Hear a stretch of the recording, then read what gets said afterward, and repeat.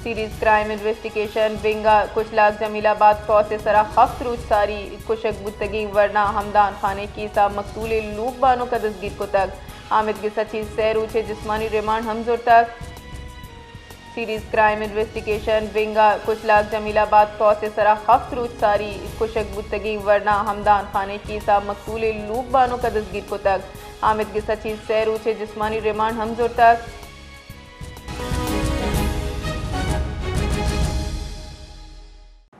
मज़ीद अपडेट्स जानेंगे बिलाल फेरोज से। जी बिलाल, बताइएगा कि कुचलाक में 7 रोज़ कबल अफसोसनाक वाक़े की क्या अपडेट्स हैं?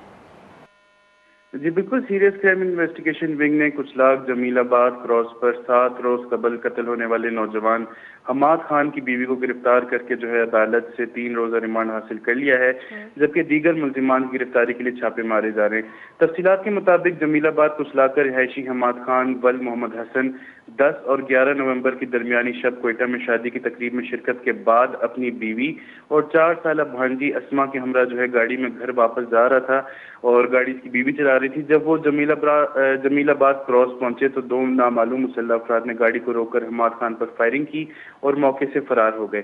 फायरिंग के नतीजे में हमाद खान मौके पर ही जाँ बहक हो गया, जबकि इसकी बीवी और भांजी जो है वो मौजाना तौर पर महफूज रही।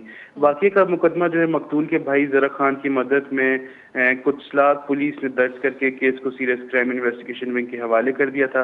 तफ्तीश के दौरान जो है मकतूल की बीवी के बयानात में अहम तजादात सामने आए और फिर इससे जो है शामिल तफ्तीश किया गया, जिसके बाद जो है बाकायदा गिरफ्तार कर लिया गया है।